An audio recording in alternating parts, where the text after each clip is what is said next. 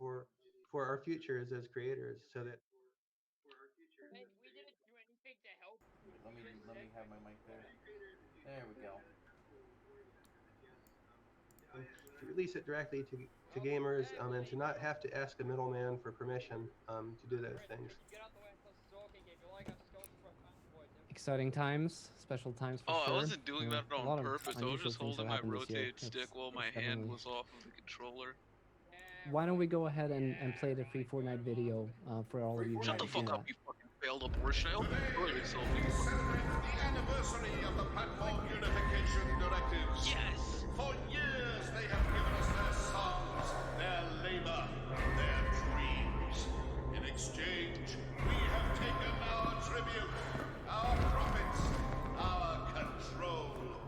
This power is ours and ours alone. We shall prevail.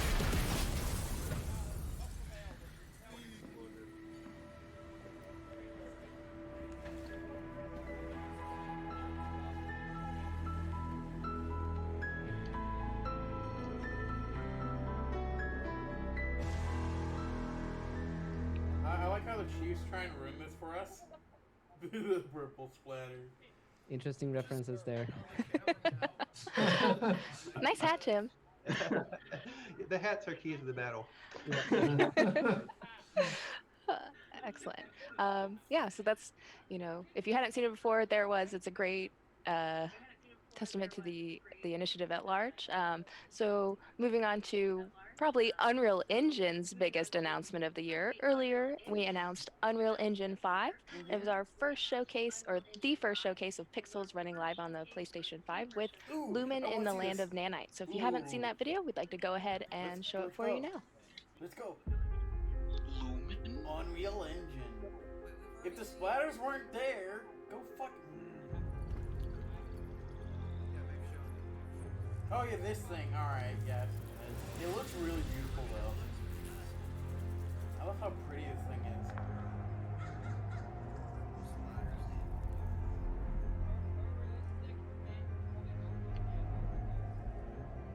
Can we just fault the paint splatter and all the fucking toys in Party Royale whenever one of these happens?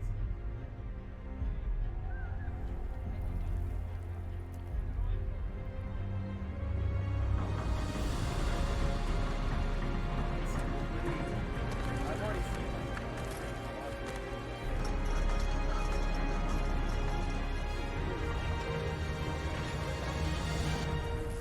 Nice bugs.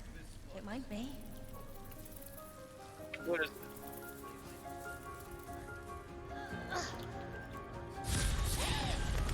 What is this like a game? Yeah, this is the game.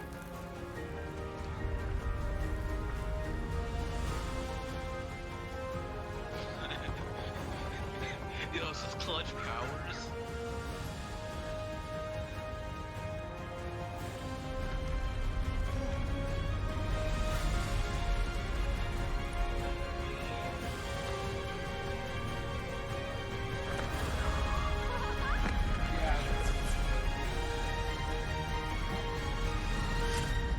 The 0 point? It looks like a cinematic trailer when it's not.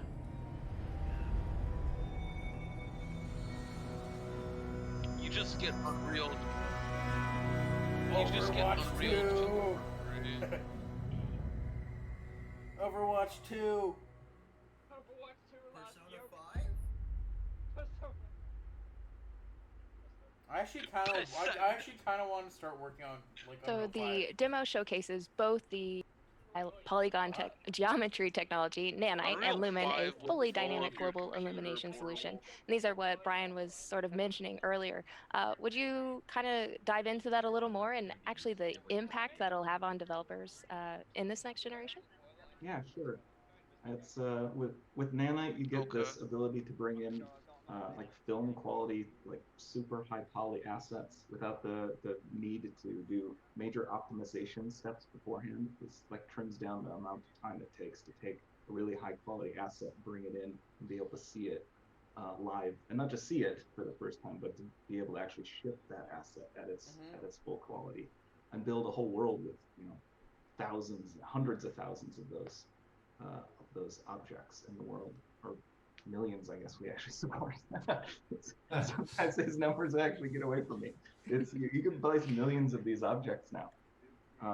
It's pretty incredible. And then Lumen for the real-time global illumination. You can give like actually dynamic worlds, changing light sources, moving objects around, and not have to go through these like long bake steps to be able to see the process. Like for a lighting artist to be able to just put their lights where they want them to be, Oh no, interactively someone place shot it, her and in the see eye. it live, just real time. What you see is what you get. Sort of workflows are really powerful from the content creator and the things that it enables for the game, for the worlds to be more dynamic. So I those don't were two speak really techno. interesting technologies, really cool stuff that we showed off in the demo. But there's a lot more that is coming along with UE5. A lot of content workflows, like animation technology, sound system. There's a ton of cooking pipeline, editor workflows. That like there's the list goes on and on of things that are going to be in UE5. And I think what's also cool here is like this is just where we're starting. I like how I This have is Morty the beginning. engaged, This and is he just makes this up is stuff. just the beginning of the generation, and like this is already what stuff looks like. Like I was it's having like really exciting to see extremely where we go. quiet. All the different ideas that we have yet to actually try, different pieces of technology that we haven't really been able to push to their fullest extent. Aspects of the hardware that we're just now able to exploit. So it's really exciting to see like this is where we're starting. Yeah, I remember watching this demo for the first time and getting so many goosebumps, just like in awe at the story Bottle. and all of the pieces behind it, and knowing what and like you said, thinking about the How many potential more of the hits games are- coming in the future. So it's like, can't imagine what we're going to see even beyond and from the folks in our community Female digging into down. this, and it's just a really exciting time to be in development, right? Yeah, it really is with cinematic, type of stuff especially as well. It just there's so much great quality stuff that you can get from this technology. It's really exciting, beautiful stuff. Yeah, a big aspect of what we're driving for UE5 is this sort of like just works as a pillar of the engine. Like we want to make it so that a content creator can make their assets, make their content in the way that is easy for them to make, in a way that like hits the detail level that they want. They can bring it into the engine or create it in the engine in that way initially, and not have to work through so many like technical details and what it takes to hit your real-time frame rates, or what it takes to actually like realize the thing that they're trying to shoot for. No. Try to like minimize that gap between what they imagined or what was easy for them to create and what they could ship, and like shrink that gap down to as small or if nothing at all as possible, so they can just create the thing and ship the thing. And for those that are super excited to get their hands on these tools, we'll be going into preview in early 2021. This will be the time to try them out. We'll be trying to gather as much feedback as much as possible so that we can really make a solid launch, which we're aiming for at the end of 2021. Also, in line with our UE5 announcements, we did revise our royalty system, as to requesting only 5% once $1 million is earned. Tim, would you give some feedback on like what inspired us to make this change? It's a pretty significant jump from our old system. Yeah, it was a funny process. Somebody suggested Epic exempt the first $100,000 of revenue from royalties on Twitter, just because of the difficulty of being an indie developer and getting a game off the ground. So like I brought that into a meeting, and the team talked about it. And Dan Vogel, who's extraordinary engineer and very analytic, said, "Why only $100,000?" We had a long discussion about what is the threshold at which like a developer is actually still struggling. Okay, fine. If you're one person, $1 million is a lot. But if you're a team of 10 or 15 people working for a year or two, then it might not be a lot at all. And so we settled on that number eventually. And guess what? It's being validated because Apple now changed their terms to give these sub-$1 million indie developers a special deal as well. And so I think this is a great deal and kind of a great direction in the industry to acknowledge this challenges of companies launching their businesses, and to really support them this way. Coming from once being on a small indie team and at the time of launch realizing that, oh wait, now we actually have to send money to people because we are actually about to do this, right? And then knowing that, oh no, it's only if we succeed that we actually have to worry about this, right? And so if you're using, say, Unreal Engine and Blender, you can just develop your game, ship it, and if you succeed, you now, and succeed pretty well, I would say, hitting that $1 million bar. And at that point, you can actually start, maybe potentially bring in someone to help you with all of that instead of just being, a couple of scrappy developers who just want to make awesome games. It's super exciting. Grayson, you touched on it a little bit briefly, but cinematics. I think it's impossible to talk about, 2020 without mentioning virtual production. And to kick off this conversation, I wanted to mention that small little nice anecdote that got brought to us, which is the fact that the first use of virtual production was actually back in 2001 when Spielberg used Unreal Tournament to block out shots for the movie No, there AI. isn't. Stop lying to them. I thought this was an amazing anecdote. I had no idea about this. And it's cool to see how far back people have actually been thinking about the possibility that we are now today seeing become reality. Yeah, there's some really exciting things going on there, and I feel like obviously virtual production. There's a lot of different definitions of virtual production, and I've always kind of thought of where the real world and the digital world meet in many ways, and I think that it's a cool space to work in because especially for things like previs. It obviously has much larger applications than that in terms of final pixels out of the engine. But I do think that previs is a very, very powerful tool, especially for filmmaking. And having done, very minimal directing at Epic or working on cinematics and different events and things, I feel like very quickly being able to determine what you're going to make, have a lot of people look at it and agree upon that thing is really important. And so I feel like this is a very base level of virtual production. I think it's very, very powerful to be able to present people your ideas clearly in a form that that they can understand. And I think it's I think it's really it's a really powerful tool. The engine, you basically using the engine for those type of things is really awesome. And so there's a lot of different applications for virtual production with the engine, and we can talk about that a little bit more as we go on here. But yeah, suffice to say that I think there's a lot of exciting things happening in the space right now, and I think being creative, I think it kind of like Brian was mentioning earlier too, really helps you realize your vision of things and see these things and then start to build on them very quickly. Kind of jump starts you in a lot of ways. Yeah, both the production side and the creative, right? The fact that you can just immediately see what's going on instead of having to wait for a couple days of render or yeah. And I mean also it gives you besides just the creative elements, it gives you a good idea of scope, tone, some of the things that you'll need to be if you're trying to make a movie, some of the things you may have to consider when you're doing that, or if you're making a music video or something else like that. It just gives you a lot of information very early on. And it's very, for me, it's very easy to jump in the engine and develop stuff like that and just start to get the idea of what we're doing. This seems like it's gonna be fucking. Yeah, getting past that just blank sheet of paper sort of problem, getting things up. Yeah. Well, that's just the beginning of the pipeline when you're visualizing the movie. Then you go and produce I didn't even intentionally do that, but apparently I synced have a real-time scene rendering with of Jewish. backgrounds.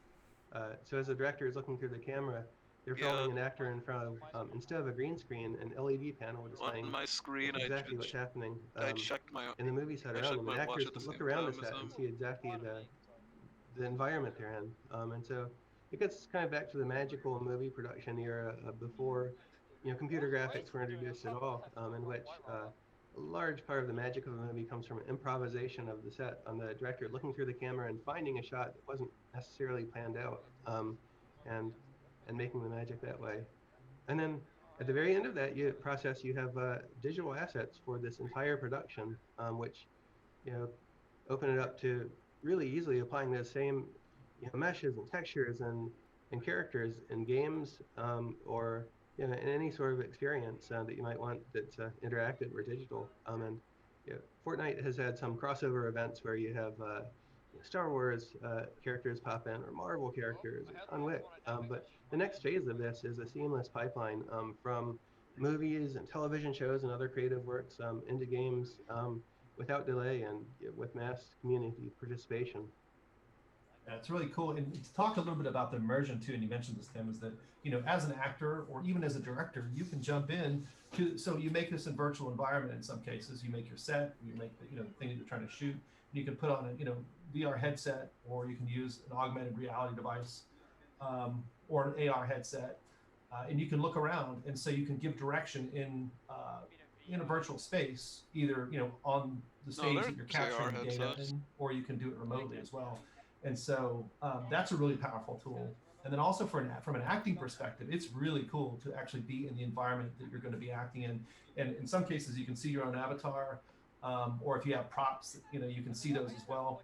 And from having worked with a few actors, it's really exciting to see them get into the virtual space and start to understand who their character is. Either, you know, they can see it in a headset, or they can see it, you know, on a screen of some type.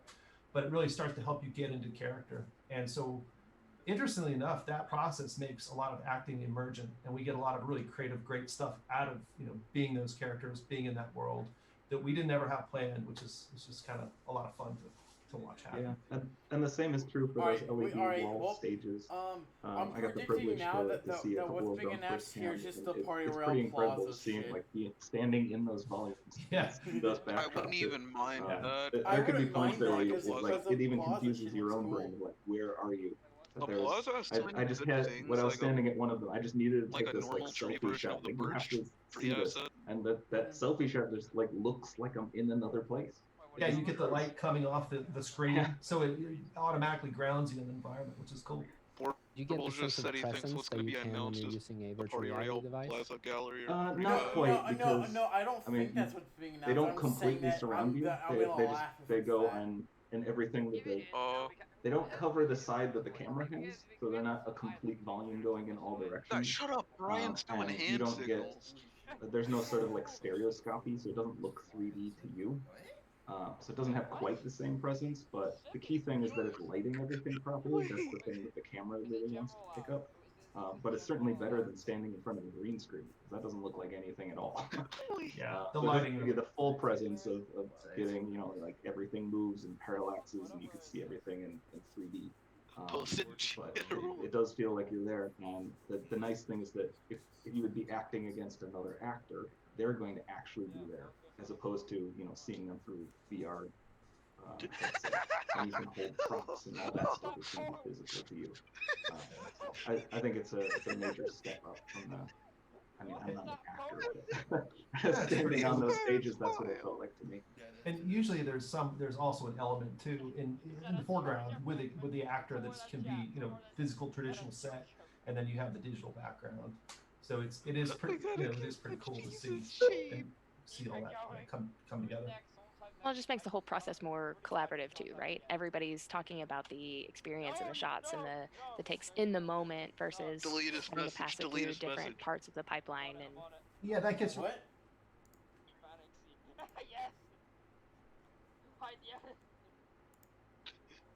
Portable, keep the train rolling. Keep the train rolling. No, my message got deleted. You forehead. Forehead. Put it back in. There you go. And or in the real world, and that's a very cool. That lets people collaborate very easily. This LED screen technology that we're talking about, it was popularized this year by the series The Mandalorian. I'd rather go to hell. This is actually a large commercial use of in-camera VFX and LED volumes, and it has inspired about 100 stages that will be available in the next year. And so this is sort of a new revolution, new movement, and hopefully, you know, I think all of the sort of indicators out there hoping that technology will, you know, eventually get a little bit cheaper to the point where you can rent a stage, you know, to do your shots for a couple of days and just make it more accessible. I'm very excited to see that. I've seen tons of people even starting to use like their monitors, right? They have a little monitor up and they've set up little action figures and they're starting to use this scene just even on a very small scale. So it transverses a lot of that. Yeah, you can use, you know, off-the-shelf available tracking technology like Steam VR to sort of simulate that camera tracking. And so you can actually do a lot of that stuff already today with the your available hardware that you might even have for some of your projects. And it's really cool to see people build this stuff up from a few ideas, and you start adding new ideas to it, and you get some it's amazing where you can get to with some of Dream that. Which is cool. fans freak And out when we're they really hear excited to see what the shit community dream comes up breathe. with in the future. Now, Grayson, you did mention we have talked a little bit about sort of the different use cases for virtual production, and I wanted to go ahead and show something that Weta Digital put together using Unreal Engine. Seth, if you don't mind playing that video for us, please. Wait, let me quick check. Alright, I'll be That's Beyblade Yoda, I think.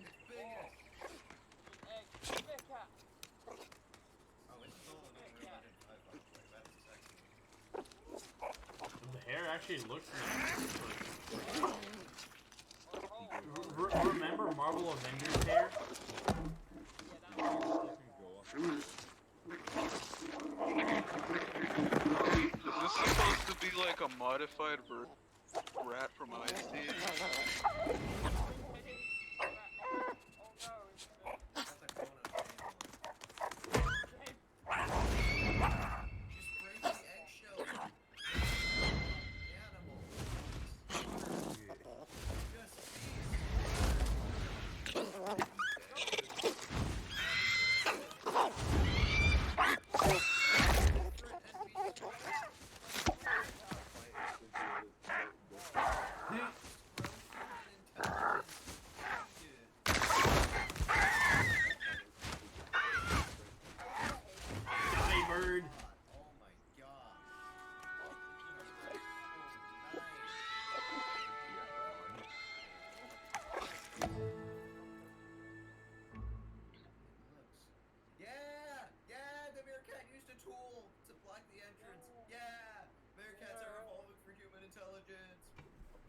That was actually now, rather for cool. those of you unaware, that entire short was created entirely inside Unreal Engine, which is quite the astonishment, using some of our new fur and hair technology alongside Control Rig, which was used to animate the characters. Yeah, big ups to Weta Digital and everyone at Epic who helped make this a reality. On that note of sort of, creating virtual production content or linear media as well as interactive, we also this year released something called the LiveLink Face app, which allows you to use an iPhone to capture facial animation technology, and you can either capture that for playback later or use it directly in real time in the engine. We actually did see a really fun and interesting quick thing that happened. Oh, I should mention the complete demo project Meerkat is available on the marketplace for you to download for use with Unreal Engine 426. Go check it out. It's super cool. That's one of our evangelists. Yeah, go ahead, Amanda. And I was just saying, we've seen so many cool community creations. Like, some people have started. You've seen the Meerkat or the video Meerkat from the Meerkat's perspective. So he's like running and hiding from the eagle, or what you were about to mention. One of our evangelists actually made the Meerkat into a little talk show. So you see him sitting there behind the desk. He's got a little screen, so he's hosting a show. And yeah, that was actually using LiveLink Face app, which it's really cool to see the various ways these technologies can kind of come together to make even more unique setups. Yeah, the immediacy of that is really cool too. In terms of, in the past, long time ago, we used to have to, we have to wait to get the spatial stuff on a character. But now, just seeing it immediately, you get a great read. You get an idea of emotions, and you can change direction if you need to.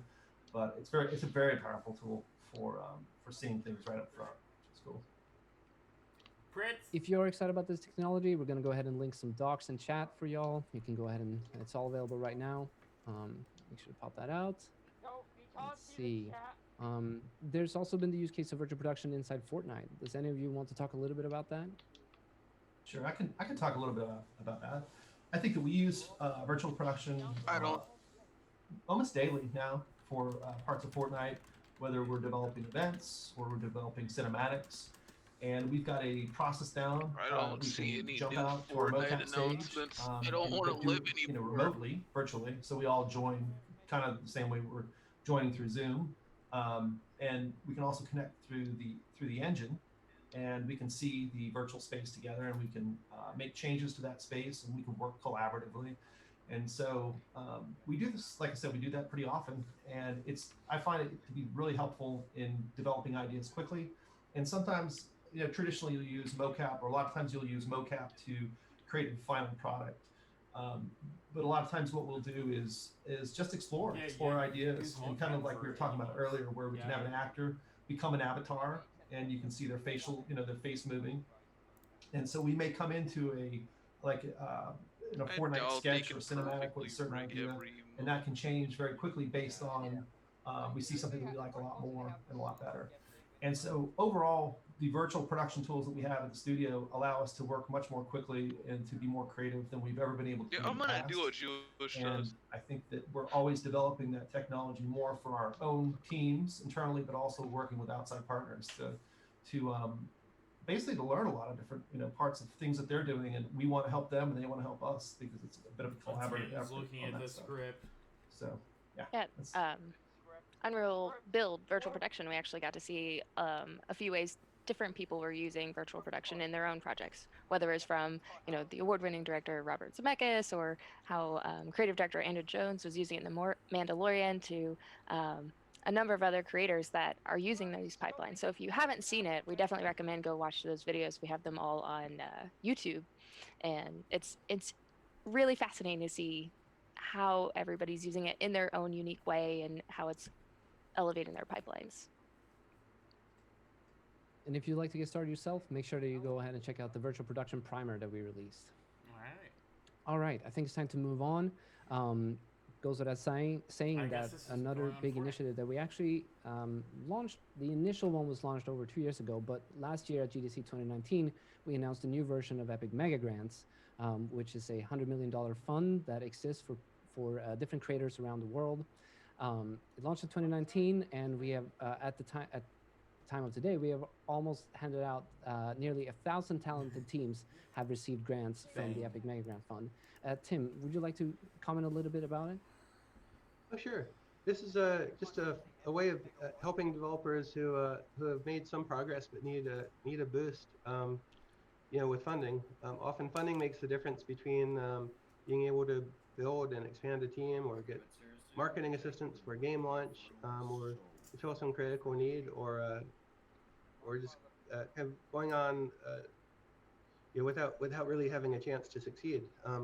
And so this has been the biggest year for Epic Mega Grants by far, with a much larger dollar amount and a number of grants issued this year than in any past year. I think this was an interesting time because Unreal Engine usage has exploded, both in game development and in all of these other industries.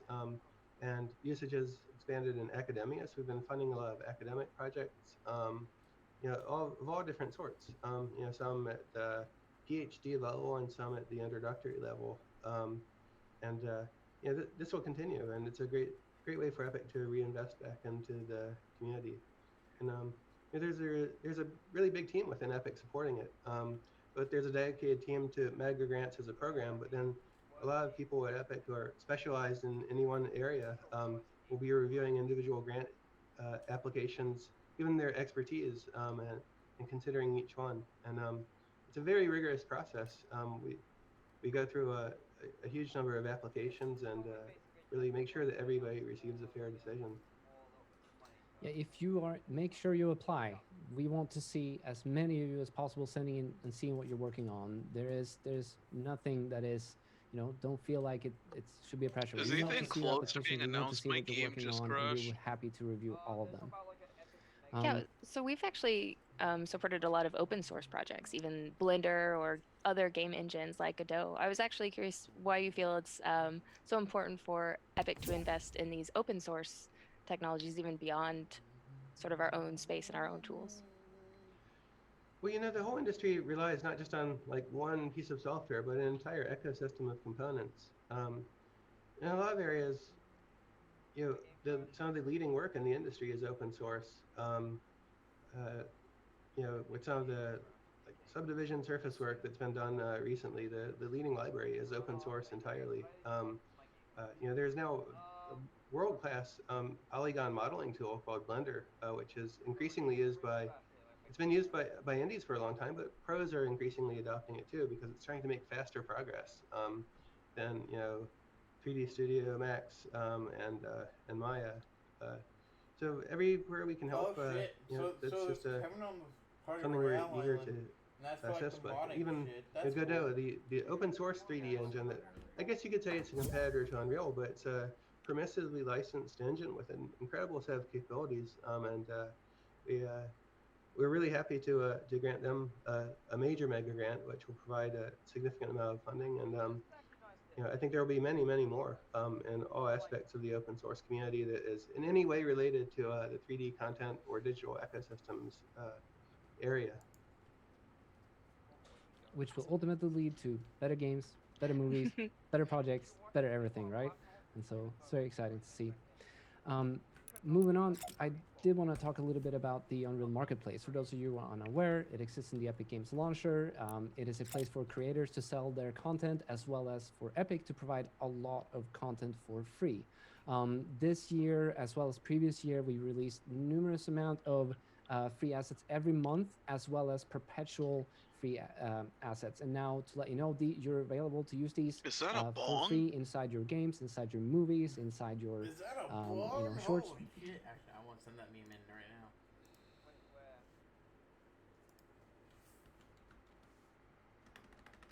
How old are you? I have that meme downloaded. Permanently free content initiative. We've also released an automotive, bridge, and beach scene. We also have some really cool community created packs. There's a city park and a factory environment collection that are absolutely beautiful and have loads and loads of pieces and parts that you should feel free to pick apart, add them to your game, modify them, and we kicked off the marketplace collection. So joining the ranks of Paragon and Infinity Blade, we've added What Remains of Edith Finch as assets into our marketplace. So you can actually pull things from the game, add them to your own projects, and we're planning on adding even more new exciting content in 2021.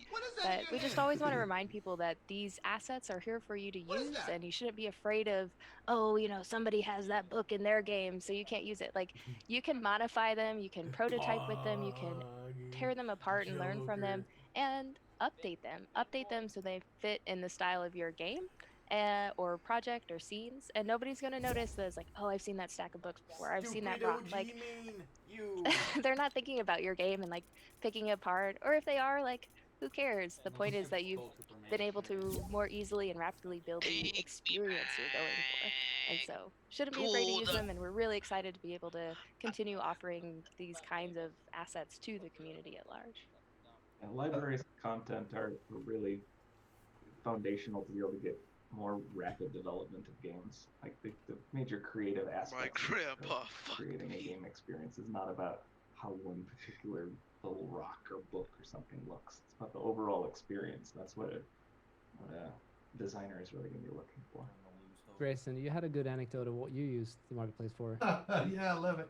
So I went onto the marketplace and we're designing a garden in our backyard, and I was like, man, we could use basically virtual production, same kind of techniques and stuff, to design our garden. And so that's what I did. I went and wrangled up a bunch of assets. Probably spent too much doing that, but it was a lot of fun.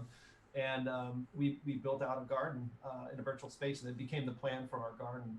And one of the cool things is I was able to jump in there in a virtual reality headset and look at this garden, and we were able to measure it out to the foot for everything, or to the meter, to everything. So it was kind of cool using marketplace assets.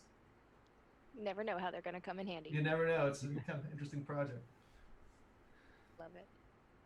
Moving on, of course, they're all available on the marketplace right now. You can go to unrealengine.com to download the launcher and access all of them. And if you are here and you're interested and excited about getting started with game development using Unreal Engine, it is available free right now. There is over 160 hours of content on Unreal Online Learning that you can go and access to get everywhere from the basics into more advanced topic in terms of lighting and editing, placement, code, etc. It's all there at Unreal Online Learning. Gotta check it out. This year we also did our first virtual event.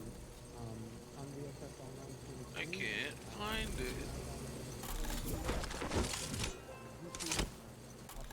Everything from development, architecture, and enterprise. We had over 50,000 people registered for the event. It's a great time. Oh, I see it, I think. Do you all have any cool anecdotes to share from the event itself? It's just exciting to see cross-industry folks coming in and getting in the same space and learning different lessons. All the sessions are really great, and And it was a great way to kind of show off some of our other technology too. I like Vortex. There was an introduction to Twin Motion. So if you're not familiar with it, it's one of the Ooh, Dead Lobby. I can get a really good angle. ecosystem. It's super easy to use UE-based application that helps with visualization, AAC, quick UE? or great for quickly iterating and building scenes. So it's Unreal Fest became sort of this, while it's Unreal Fest, it was a way for folks to come cross industry, cross tool sets, cross all these things and enjoy all the parts of the ecosystem.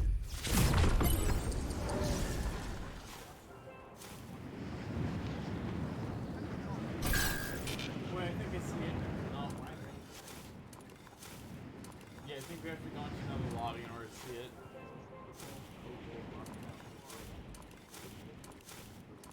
Yeah, I don't see it.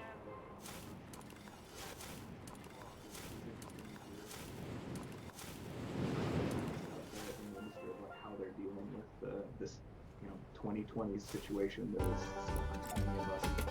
Wait, why do I hear the picking? In the workplace, in homes, and how can people continue to work? Well, so much of it is Yeah, happening but I'm not virtually supposed to hear the picking. and tools like this are enabling that to happen in a way that like either wasn't really the traditional way of working or is now just like a core requirement.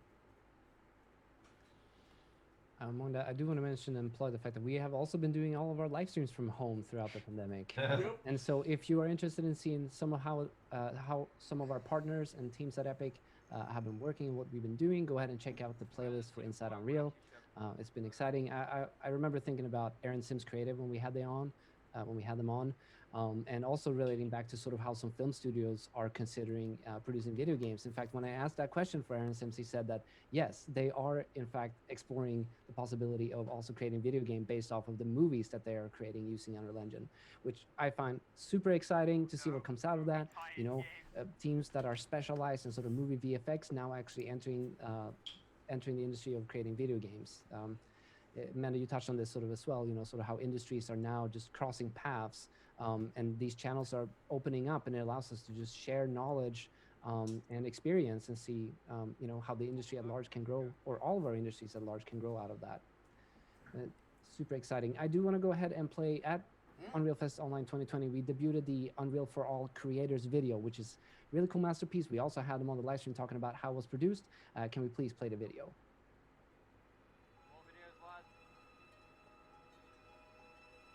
Creativity lies in all of us. It's what makes us human.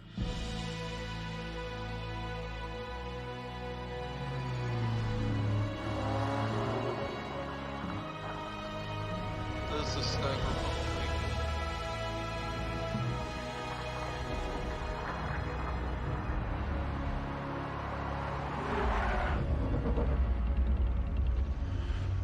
It starts with an idea, the desire to create,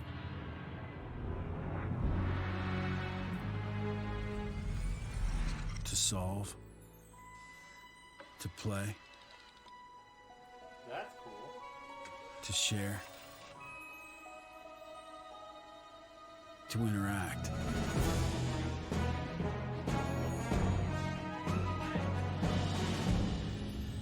Together we can build new worlds.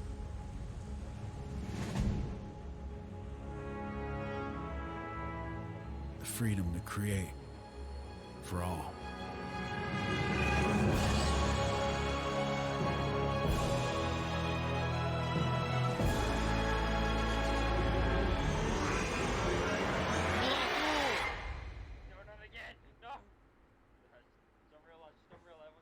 Beautiful little short promotional piece. If you are curious how it was developed, you can go ahead and check out the live stream we did with some of the creators. We also did an asset release for the project that was used in production for the Unreal for All Creators video. Yeah, so if you go to unrealengine.com/creators, you'll be able to find those assets.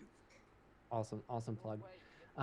Now, we also want to talk a little bit about the Epic Online Services. Tim, this is a big initiative for us. Would you like to mention what this is about? Yeah, sure. Our way of doing things at Epic is to build games and build new technology to support the games, and then open up everything to other developers to use themselves. And one of the real success stories of Fortnite is the friend system. There have been more than 350 million players coming into Fortnite, and they've made more than 2 billion friends in the system. And so we've opened up all of these systems to other developers to use, so that their customers can come in and you can have a cross-platform game where you have friends across all platforms. And when new players come in, if they've ever played Fortnite and have friends there, then they automatically have all of those friend relationships. Kind of providing the kind of functionality that's existed on Steam, Xbox Live, and PlayStation Network, but in a completely cross-platform way that plays really nicely with the consoles and their existing systems. He said And Steam so, confirmed he you know, has that and a discount. whole lot of other services are now available for free to all developers to use in their game. And we're making this free because we find that the benefit of having additional games adopt this and bring in their players and their friends, growing the social graph benefits all gamers and all game developers, including ourselves, so much that we felt we would grow it faster and everybody would benefit more if we didn't charge money for it. And so, you know, the Epic Online Services Initiative is available to all developers to adopt for free, and lots of really interesting new features will be coming online over time. Anything that you've seen in Fortnite is likely coming to EOS, you know, over the next year. The developer portal is available now. You can go ahead and download the SDK and implement it in your game. I have also seen a community-made plugin that exposes the entire API into blueprints, if that's your preferred way of working with Unreal Engine. It exists on the UE Marketplace. We wouldn't be able to do this year in review live stream without making sure that we do a little bit of a shout out to all of the other teams that are working with Epic. Make sure that we go ahead and mention Cubic Motion, Trilateral, as well as Quixel. The UE5 demo would not have been possible without Quixel. So make sure we all in chat, please give a big shout out to the other teams that are working with us. Yay! A little clap there. And now I think it's time to talk a little bit about the future. Oh, sure. We've talked about a lot of the future already with Unreal Engine 5, but you know, Epic has been building two sets of developer tools for a long time. One has been the Unreal Engine, which AAA game developers use to produce world-class games. They're completely standalone. And the other tool set is Fortnite Creative, where tens or hundreds of millions of creators have gone in and built their own environments or played environments built by other creators themselves. And that's trying to turn Fortnite into something bigger than the game. You know, an entire world that is much bigger than Epic's a year ago. Epic's vision or capacity to build. You know, a world that's everybody's, all of ours together. And you know, we envision a future where there are, you know, huge variety of experiences in Fortnite, all created by the community. And you know, one of the things that's been in the works for a while now is we've been looking at how to help these worlds come together. And so I wanted to introduce two longtime Epic folks, Carlos Coelho and Zach Parrish, to come on the stream and show us and talk about some of the efforts that the Fortnite team has been working on. Dude, his background is cool as fuck. Hey everyone. Thanks, Tim.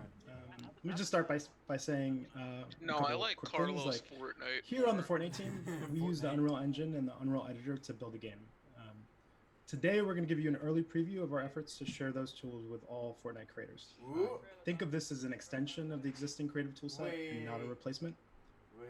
And then another thing to think about is that this is an early look, and it's very early, so please bear with any rough edges. But we're super excited to show you. Show it! And I'm also super excited to be joined by Zach Parrish. Alright, wait, let me make sure everybody is still recording. It is! With the Unreal Editor. So let's actually start by showing a video that we recorded earlier of us building a little shrine, like mini shrine to our old fan favorite Kevin. So yeah, let's cue the video and take a look. Zach, if you want to. Yeah, so here we're actually doing something pretty interesting. We're importing a custom mesh. This is a high-res Hollywood-grade model of the complex geometry of Kevin. Custom models! Yeah, it might be the most high poly mesh in the game. Yeah, we had to be really careful with this one. And then I'll just drag this right into the view, and there's Kevin in his untextured glory. Yeah! But then we can go right over to his properties and set a material on him. So yeah, Kevin! The Kevin material. But the great thing is that we're going to give you the ability to jump into these materials. And here you can see the node graph, which makes Kevin's Kevin node graph possible. is cool as fuck. All of the bits and pieces that define his surface. Bro. And we can even go in and make changes to them. So here's his base Make him diffuse red. property. Make him We can red. set this to a garish shade of pink if we want. And then if we save this out, then Kevin, as you can see, is now pink. He's team but we're going to set it back to something a little more Kevin-like. Oh, no, it's been reset. So now this is a quick section where we're just going to show some of the new object placement tools. So a quick shout out actually to Ashley Ludlam, one of the gameplay designers on Fortnite, who's actually doing the driving in this bit. Creative itself.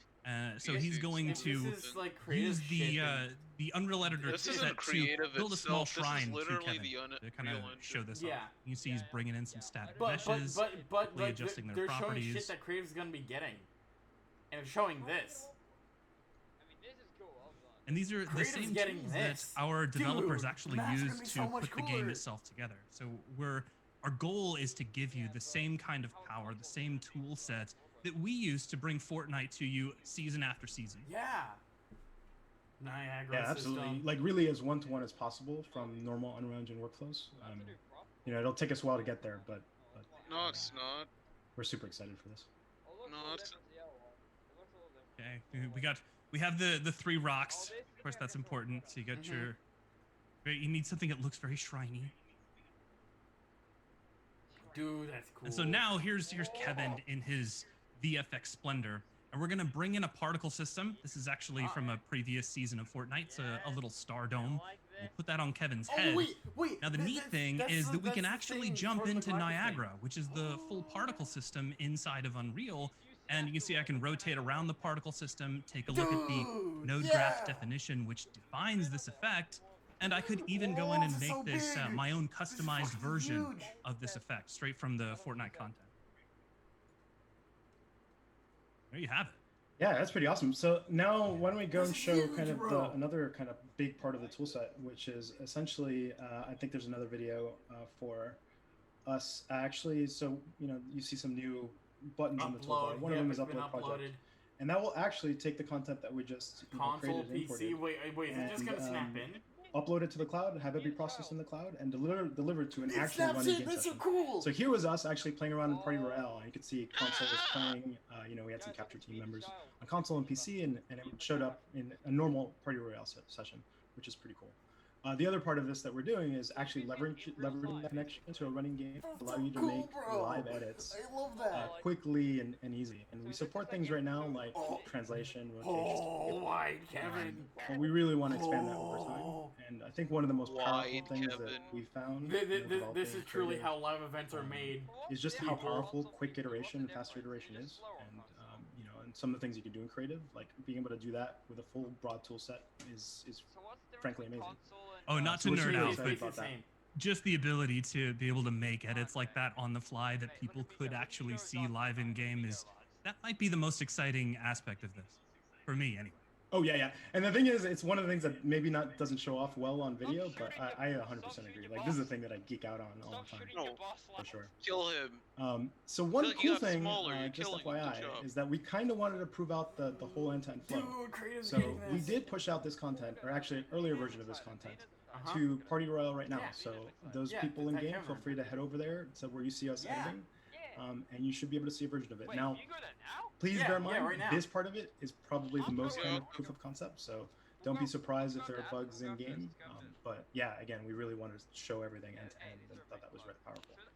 So we do know that this is kind of only one part of the tool set, right? This is content. Another thing that's really important is code. So we are working on tools for that as well. Coding! And modding! We wanted to give you a quick early glimpse of that, of a new scripting language we're developing. Scripting language, hell yeah. Epic I need to learn that. Is about to I know Python, I might be able to make Chad maps. I was part of the team that helped launch Fortnite Creative. Since then, the community's done some amazing things, and I want to give them even more tools to help build fun and engaging experiences inside of Fortnite. Let me walk you through an early prototype of one of these new tools, a game script used to implement box Well, he has fight. the same chair as me. We start the script by waiting for players to join. As you can see, some commands take time to complete, and the game continues on as this script waits for an event. Once players have joined, we start our game by setting the player's spawn points and inventory. Yeah. To change things up, we use the current round variable inside this method to set up a different inventory in some of the rounds. Next, we make players invulnerable and start the round countdown timer. Partway through the countdown, we enable building so people can get ready to play. And we enable multiple round end conditions. Either one player can remain, or zero, or the round will time out. Devices do in a coding language. Console player. Morgan! No, that's not you. That's not her. She looked at the purple feet.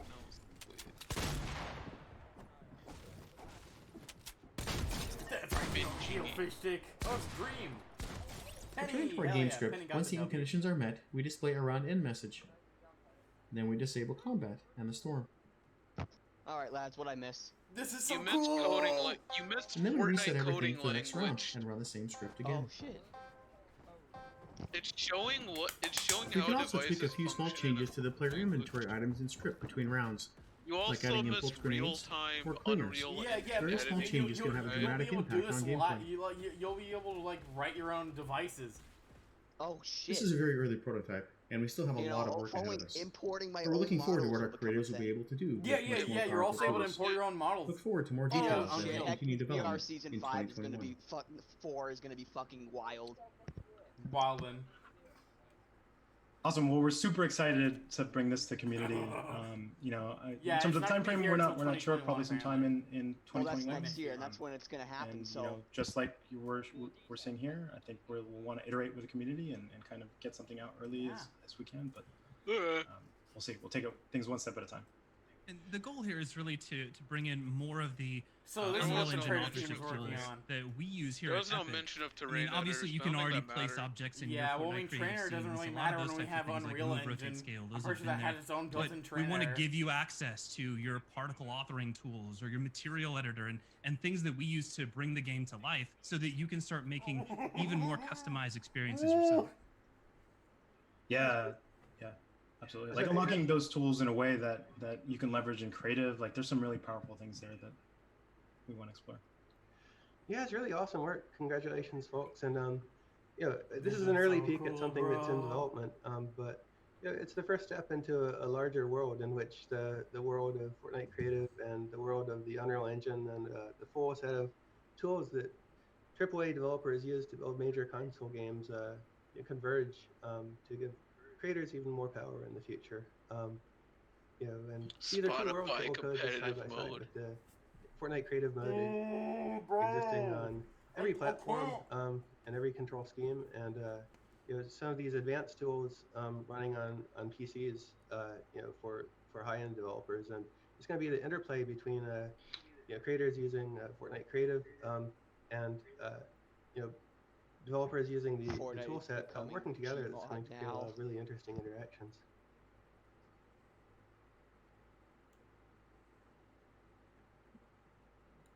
Awkward All silence. right. Are you all ready to answer a couple questions from chat? Yeah. The Epic Game Store, and everyone's Okay. gonna mod off that now. Extrasum5 asked, can you mod in any platform? And if so, do you need a third-party app? So the 100% the goal is just like everything in Fortnite Creative inside of Fortnite, that everything you create works on every platform and you can publish and see it live on every platform. Which is why it was important to even demo the Windows and console together. The third-party tool is the Unreal Editor. You can fucking do it on every platform. A flavor of No. All right, Pritz, you can't mod yourself on console, but you will be able to use external third-party tools like Maya and Max and Houdini, in terms of creating content. So that's true. Yes. He screams so We'll much. just over to next question. This is Kitchen so W asked, cool. will you be able Killed to import custom assets like models into the game? I'm too tired to continue. Oh. So toolset, yes, absolutely. I think we still have to figure out moderation, getting what that looks like for sure. So we're a little thoughtful there, but it's super powerful to be able to import your own assets and create content and create things that doesn't look like Fortnite and support that. So. You're able to import your own assets, yo, dude. So Fortnite is going to be moving to Unreal Engine 5 in 2021, and so a lot of these Unreal Engine 5 features you've seen demonstrated on the high end will become possible in this environment, and they'll create a really interesting a combination of Fortnite visual style plus the option of having completely photorealistic content. Oh my god, imagine in making creative Minecraft worlds as like well. Minecraft, like And importing all of those things that you're Minecraft talking about to models. make it easier to bring them in without worrying as much about optimization. It all applies here. Absolutely. Absolutely. I think, you know, that is one of the things that we're kind of working through. It's like taking some of those tool sets and workflows and figuring out the best manifestation of that Fortnite for basically announced that they're becoming Gmod the too. tool set. You know, without sacrificing the tools and the power, but you know, figuring out how to automatically optimize. Like those are all things that we're kind of taking into account as we iterate through all the everything that we're going to be doing over the next 6 months to a year.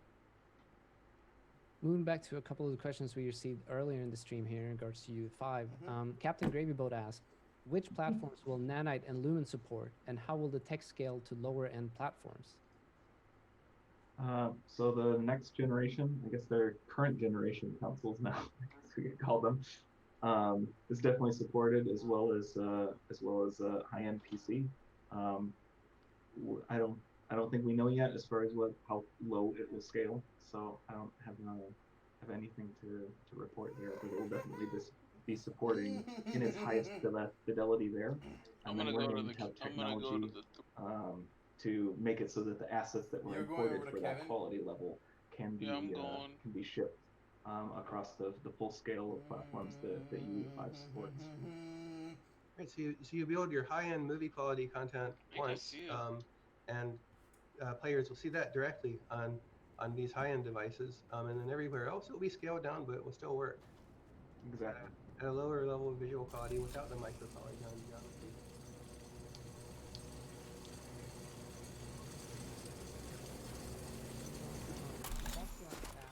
Lumen Video shows mostly discrete bounces. Is multiple bounces supported for specular as well? Multiple bounces is supported by Lumen, and the speculative side of things is interactive. Dude, this is fucking huge. Multiple bounces. This is the announcements I wanted at the Game Awards. But it doesn't mean they'll necessarily be like full. Dr. Doom, stop fucking following me. So if you can see multiple bounces after the first bounce, it might be fairly diffuse for the rest of the Wait, where's Kevin? I don't see Kevin. He's not here. Misanthrope asked, wait, Kevin's collision is here, but it's not here for me. Yes. Kevin's collision. Aspects of Kevin collision. Support, it probably won't be there in the very first version of the release. So alright, so Kevin's collision's there, but he's not there for me. It will be